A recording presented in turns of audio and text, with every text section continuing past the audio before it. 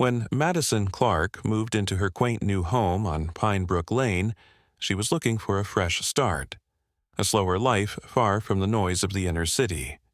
The house was modest but charming, the kind with ivy creeping up the sides and wind chimes singing in the breeze. It was the kind of neighborhood where you wave to your neighbors and they smile back. At least, that's what she thought. She had barely set down the last box when the first knock came. Sharp, insistent, like someone trying to deliver justice rather than a welcome pie. Opening the door, Madison was greeted by a woman in a crimson windbreaker embroidered with Pine Brook Neighborhood Council. Her name tag read Connie Holbrook, and the way she held her clipboard said everything about her personality. Next to her stood Mason Grant, a balding man in his late 50s with a thick mustache and the air of someone who hadn't smiled in a decade. His hands were tucked behind his back like a disappointed principal. Madison blinked, not even fully unpacked yet, but already being summoned to some sort of tribunal. "Good afternoon," Connie said, not waiting for an invitation inside. "We noticed you haven't properly registered your occupancy with the community board." Madison tilted her head. "The what?" "The board," Mason added gruffly. "We maintain order around here, prevent incidents." "I just moved in yesterday," Madison replied, confused. "I didn't realize—" "Excuses are for people who don't want to be part of a safe community," Connie interrupted, her voice tight and rehearsed. "You'll find we take decorum seriously here." It was only then Madison noticed the subtle details, the perfectly trimmed lawns on both sides, identical mailboxes spaced evenly like a suburban military formation, the eerie silence, no kids playing, no music, nothing offbeat. It wasn't friendly, it was sterile. Connie handed her a packet, thick with printed rules and diagrams. "This outlines expectations, front yard aesthetics, acceptable curtain colors, and the noise curfew after 7:30 p.m. We'll be around to inspect your compliance by the weekend." Madison held the packet like it might bite her. "I haven't even finished unpacking my dishes yet." Mason gave a dry chuckle. "Then you better hurry." They turned and left without another word. Madison stood frozen, watching their backs as they walked down the path like they'd just laid down law in a courtroom. She hadn't even hung up her coats, and already someone was measuring curtain colors. She took a breath and stepped back inside. As she closed the door, the wind rustled the paper packet in her hand. On the last page, in bold red letters, "Non-compliance may result in disciplinary action." She laughed. Disciplinary action? What was this? A school? What Madison didn't know yet was that Connie Holbrook wasn't just enforcing order. She was controlling Pine Brook Lane, and she had just unknowingly picked the wrong new neighbor to mess with. The next morning, Madison stood on her porch, sipping lukewarm coffee and staring across the street. A pair of identical potted plants had appeared on Connie's doorstep, perfectly symmetrical, not a leaf out of place. The neighborhood looked like something out of a Stepford catalog. As she scanned the street, she noticed several homes had subtle signs in the windows. "Proud member of PNC," the Pine Brook Neighborhood Council. The message was clear. You were either part of the system or outside it. A sudden buzz on her phone interrupted her thoughts. An email. Friendly reminder. HOA contribution due $175. Madison frowned. She hadn't signed up for any HOA. She clicked through. No login, no explanation. Just a payment link and a message in bold. Non-compliance will result in recorded violation. Her patience thinned. Later that day, as she tried to relax on her small backyard patio, the sound of someone clearing their throat startled her. She looked up to see Connie standing behind her fence, clipboard in hand, lips pursed. "You're over the height limit," she said. pointing at a hedge that barely grazed 5 feet. "I just moved in," Madison said again, trying to keep her voice calm. "Shouldn't there be some sort of grace period?" Connie blinked, as if the concept of fairness was foreign. "This neighborhood doesn't function on grace, Miss Clarke. It functions on rules." Madison exhaled. "Are you with the city? Is this enforced by local government?" Connie stiffened. "We are an autonomous community council, recognized by the residents." Madison stared. "That doesn't answer the question." Connie didn't like that. "If you want to avoid trouble, I suggest you learn how things work around here." With that, she turned and walked off, a little too smug for someone who wasn't actually in charge of anything. Madison watched her go, something cold and steady forming in her gut. Not fear, not even anger. Resolve. She pulled out her laptop that night and began to dig. She wasn't a lawyer, but she knew how to find things. And what she found didn't surprise her. The Pinebrook Neighborhood Council wasn't legally binding. It wasn't even registered with the city. It was a self-formed group of busybodies who had scared enough people into silence. Even worse, several residents on the same street had been hit with fines that never reached any city agency.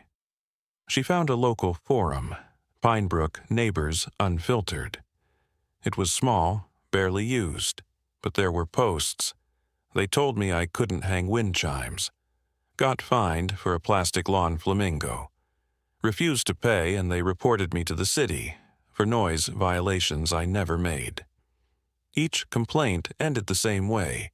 Not worth the hassle. But to Madison, it was absolutely worth the hassle. Over the next few days, Madison shifted her strategy. She started small, waving to neighbors, asking questions in casual conversation, playing the curious newcomer role. At first, they were hesitant, guarded. No one wanted to speak too loudly or too long, as if the air itself was reporting back to Connie. But one by one, they opened up. There was James from 3 doors down, an elderly veteran with a shaky voice. He confessed that Connie had threatened to report his porch railing if he didn't repaint it within a week. "I just had heart surgery," he said quietly. "I couldn't even lift a paintbrush." Then there was Nina, a single mom with 2 kids. She whispered about being fined for unauthorized backyard toys, a swing set her kids had used during lockdown. $200, she muttered. "I paid it just to avoid more trouble." Every story was a variation of the same theme. Made-up rules, fake warnings, and a fear of escalation. Madison kept notes. She cross-checked names, dates, addresses. She began to notice a pattern. The ones targeted most often were either elderly, single women, or families of color. People least likely to push back. The picture was becoming clearer. Connie wasn't just obsessed with order, she was obsessed with control. And she wasn't doing it alone. Mason Grant, her silent partner, was the enforcer, the one who placed printed violations on doors at night. One of Madison's new friends, Alex, had caught him on camera slipping a warning under his doormat at 2:47 a.m. She asked Alex to send her the video. Then she made a new folder on her laptop. Pinebrook proof. But Connie, as if sensing resistance in the air, doubled down. She started walking the street twice a day with Mason, taking notes, stopping residents for casual reminders. One afternoon, as Madison returned home from grocery shopping, she found an envelope taped to her front door. Inside, a $125 fine for visible trash bin before 6 p.m., a $50 non-compliance warning for lack of seasonal porch decor, and a printed note, "You are not meeting the neighborhood's aesthetic expectations." Madison burst out laughing. They were trying to intimidate her with porch decor, but while they were playing petty games, she was gathering an army. That night, she hosted a casual meet and greet in her backyard. Just a few people at first: James, Nina, Alex, and 2 others who had kept their heads down until now. They sat around folding chairs, sipping lemonade and sharing stories. It didn't take long before someone asked, "What can we actually do about this?" Madison leaned forward, her voice calm and certain. "We do what Connie never expected," she said. "We fight back, with proof, with people, and with the law." And just like that, Pinebrook Lane began to shift. By the end of the week, Madison had gathered over a dozen first-hand accounts from neighbors, each detailing how they had been fined, threatened, or shamed into compliance. She documented them all. Dates, photos, screenshots of emails. Even a few voice recordings where Connie's tone shifted from neighborly to militant. She wasn't just building a case, she was building a reckoning. And just in time, because Connie was about to go too far. It started with the city truck showing up unannounced in front of Madison's house. A zoning inspector stepped out and claimed someone had reported her for running a commercial tutoring service without a permit. She blinked. "I'm a school teacher," she said, "and I haven't even started teaching online yet." The inspector, clearly uncomfortable, apologized. "We've had 3 anonymous complaints this week, all traced back to the same neighborhood." As the truck drove away, Madison didn't get angry. She smiled, because that was the final piece she needed. She reached out to a local journalist, someone she had followed for months who specialized in uncovering suburban corruption. Her name was Elise Tran, and within 24 hours of Madison sending the documents, she replied, "This is gold. If even half of this checks out, it's going to blow up." And just like that, Pinebrook's secrets were no longer locked behind hedges and mailboxes. Meanwhile, Connie noticed the change. The smiles she used to get were turning into closed doors. Her clipboard rounds became shorter. Mason walked behind her with less confidence. Whispers followed them, whispers they couldn't control. So, they tried one last desperate move. On a sunny Saturday morning, as the neighbors gathered for the first unofficial porch coffee circle, Connie arrived in full performance mode. She pulled up in a rented golf cart decorated with plastic flags, her windbreaker freshly ironed, Mason seated beside her like a security detail. She announced a new, mandatory community assembly, one that would reaffirm the neighborhood charter and introduce new fines for repeated violations. The neighbors stared. No one clapped. No one nodded. Then James stood up, the quiet veteran who had barely spoken since the ordeal started. "You're not in charge here," he said plainly. Connie's smile twitched. "I beg your pardon?" "We never voted for you. We never gave you power. You bullied your way into it." Whispers rippled through the circle. Connie's eyes darted between the faces, and then Madison stepped forward. She handed Connie a thick envelope. "What's this?" Connie scoffed. "Evidence," Madison said simply. "Sent to the city, the press, and every resident on this street, including the ones you tried to silence." Connie froze. Mason took the envelope and flipped through it. His face drained of color. Financial records, emails, even footage of him placing fake violations in the middle of the night. "You can't do this," Connie hissed. Madison smiled. "You already did." The story hit the local news 2 days later. Suburban HOA tyrants exposed in Pinebrook Lane scandal. The headline splashed across Elise Tran's blog and quickly made its way to regional outlets. Screenshots of forged fines, audio clips of intimidation, and even the 2 a.m. violation drop-offs circulated online. And just like that, Connie Holbrook became infamous. Neighbors who had stayed silent for years suddenly found their voices. Comments poured in. "She threatened to report me for not having matching lawn chairs." I was fined for having wind chimes too reflective. They called animal control on my seeing-eye dog. City officials couldn't ignore it. A formal investigation was launched into the Pine Brook Neighborhood Council, and within 72 hours, Connie received a cease and desist order demanding she halt all council operations and surrender all collected fines for auditing. But Madison wasn't done. She knew people like Connie didn't disappear quietly. They clung to power until the bitter end, so she called a neighborhood-wide meeting, a real one. Flyers were hand-delivered. No clipboards, no threats. That Friday evening, over 30 residents gathered in Madison's backyard. A mix of elderly homeowners, single parents, new couples, and longtime residents who had felt the pressure for far too long. Madison stood before them and simply said, "This ends today because we said so."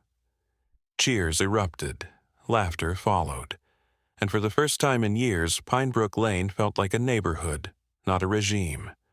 But across the street, behind a closed curtain, Connie watched, and stewed, and planned. The next morning, Madison woke up to a vandalized mailbox, her name scratched out with red paint, her tires deflated. A dead squirrel tossed onto her porch. Old tactics, desperate ones. She didn't flinch. Instead, she called Elise and asked a favor. "Want to do a follow-up story?" The next article hit harder. Harassment continues, whistleblower targeted after exposing HOA corruption. This time, city officials responded fast. A patrol car was assigned to Pine Brook Lane. Surveillance was approved for Madison's property. And Connie? She was hit with a formal restraining order, a potential civil lawsuit, and an audit of every dollar she'd collected since forming her council. And still, she persisted. But the more she fought, the more ridiculous she looked. Like a dethroned monarch trying to hold court in an empty kingdom. Because no one was listening anymore. They were listening to Madison. Weeks passed. The neighborhood began to transform, not just physically but emotionally. Yards grew a little more relaxed. Kids played in front lawns again.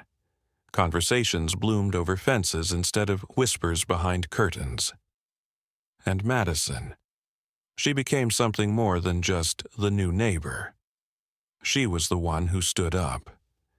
The city's final audit revealed over $27,000 in unauthorized collections by the so-called Pine Brook Neighborhood Council.